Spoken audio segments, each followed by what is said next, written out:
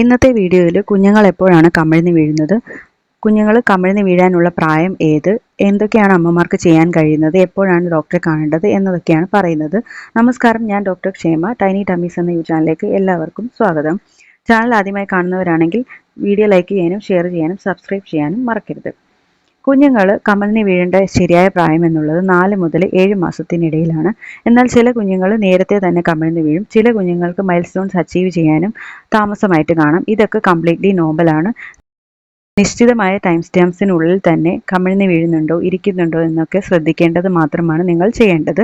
മറ്റുള്ള കുഞ്ഞുങ്ങളുമായി കമ്പയർ ചെയ്ത് കുഞ്ഞുങ്ങളെ വളർച്ചയെപ്പറ്റി നിങ്ങൾ ആശങ്കപ്പെടേണ്ടതായിട്ട് ഇല്ല. കുഞ്ഞുങ്ങൾ ശരിയായ ടൈം സ്റ്റാമ്പ്സിനുള്ളിൽ തന്നെ മൈൽ സ്റ്റോൺസ് അച്ചീവ് ചെയ്യുന്നുണ്ടോ എന്ന് നിങ്ങൾ ഉറപ്പുവരുത്താനായിട്ട് ശ്രദ്ധിക്കുക. അല്ലാതെ മറ്റുള്ള കുഞ്ഞുങ്ങളുമായിട്ട് കമ്പയർ ചെയ്തിട്ട് ആശങ്കപ്പെടേണ്ട കാര്യമില്ല. ശരിയായ രീതിയിൽ കുഞ്ഞുങ്ങൾ കമിഴ്ന്ന് വീഴേണ്ട പ്രായം എന്നുള്ളത് 4 മാസത്തിനും 7 മാസത്തിനും ഇടയിലാണ്.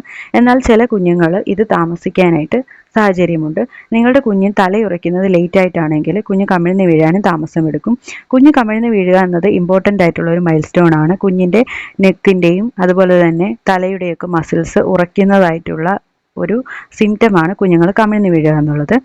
ആദ്യത്തെ 3 മുതൽ 4 മാസത്തിനുള്ളിലാണ് കുഞ്ഞ് കമിഴ്ന്ന് വീണ് തുടങ്ങുന്നത്. ആദ്യമായിട്ട് കമിഴ്ന്ന് വീഴുന്ന സമയത്ത് കുഞ്ഞ് ആദ്യത്തെ കുറച്ച് ദിവസങ്ങളിൽ ഒരു സൈഡിലേക്ക് ചേരാനായിട്ട് ശ്രമിക്കുന്നതായിട്ട് കാണാം.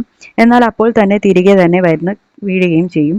പെട്ടെന്ന് തന്നെ കുഞ്ഞിന് കമിഴ്ന്ന് വീഴുക എന്നുള്ളത് പോസിബിൾ ആയിട്ടുള്ള ഒരു കാര്യമല്ല. അതുകൊണ്ട് തന്നെ ഒരുപാട് തവണ ശ്രമിച്ചതിന് ശേഷമാണ് കുഞ്ഞ് പ്രോപ്പറായിട്ട് കമിഴ്ന്ന് വീഴുന്നത്. കുഞ്ഞ് കമിഴ്ന്ന് വീഴുന്ന ശ്രമിക്കുന്നത് ഒരു സൈഡിലേക്കായിരിക്കും.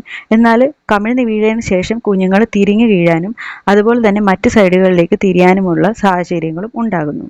എന്നാൽ നിങ്ങളുടെ കുഞ്ഞ് ഒരു സൈഡിലേക്ക് മാത്രമാണ് കമിഴ്ന്ന് വീഴുന്നത്, അതും ശ്രദ്ധിക്കേണ്ടത് ഒന്നാണ്. കുഞ്ഞ് ആദ്യ ചില ദിവസങ്ങളിൽ കമിഴ്ന്ന് വീഴാനായിട്ട് ശ്രമിക്കും. പിന്നീട് ഒരു സൈഡിലേക്ക് തന്നെ കുഞ്ഞുങ്ങൾ കമിഴ്ന്ന് വീഴുകയും ചെയ്യും. ചില ദിവസങ്ങളിൽ കുഞ്ഞ് കമിഴ്ന്ന് വീഴാനായിട്ട് ശ്രമിക്കുകയും എന്നാൽ ചില ദിവസങ്ങളിൽ ഇത് ഇല്ലാതിരിക്കുകയൊക്കെ ചെയ്യും. ഇത് നോർമലാണ്. കുഞ്ഞുങ്ങൾ എല്ലാ ദിവസവും കമിഴ്ന്ന് വീഴുകയോ എന്നാൽ എന്നും കമിഴ്ന്ന് വീഴുകയോ ഒന്നും ഇല്ല. ആദ്യം ഒരു ദിവസം കമിഴ്ന്ന് വീഴതിന് ശേഷം കുഞ്ഞുങ്ങൾ പിന്നീട് ഒരാഴ്ചയ്ക്കൊക്കെ ശേഷമായിരിക്കും കമിഴ്ന്ന് വീഴുന്നത്. ചില കുഞ്ഞുങ്ങൾ എന്നും കമിഴ്ന്ന് വീഴാനായിട്ട് ശ്രമിക്കുന്നതായിട്ടും കാണാം. ഇതൊക്കെ കംപ്ലീറ്റ്ലി നോർമലാണ്. ഇതൊന്നും ആശങ്കപ്പെടേണ്ട കാര്യമില്ല.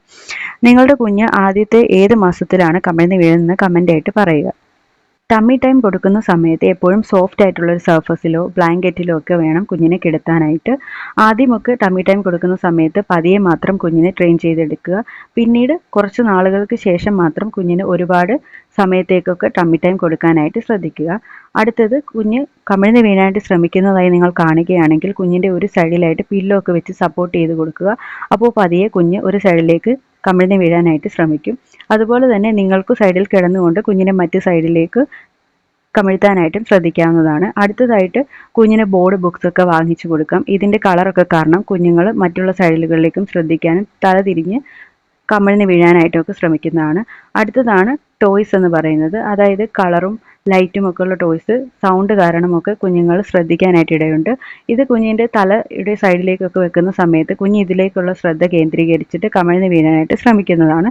ഇതൊക്കെ നിങ്ങൾക്ക് വീട്ടിൽ തന്നെ ചെയ്യാവുന്ന എക്സസൈസുകളാണ്. എപ്പോഴാണ് നിങ്ങളുടെ കുഞ്ഞ് കമിഴ്ന്ന് വീഴാത്തതിനെ പറ്റി നിങ്ങൾക്ക് ആശങ്കപ്പെടേണ്ടതെന്നുള്ളതാണ് നമുക്ക് അടുത്തതായിട്ട് പറയുന്നത്. നിങ്ങളുടെ കുഞ്ഞ് കമിഴ്ന്ന് വീണിട്ടും കുഞ്ഞിൻ്റെ മസിൽസ് കുഞ്ഞിനെ മറ്റുള്ള കുഞ്ഞുങ്ങളുടെ പോലെ ശരീരത്തിന് ബലമായിട്ട് തോന്നുന്നില്ല, ശ്രദ്ധിക്കുക.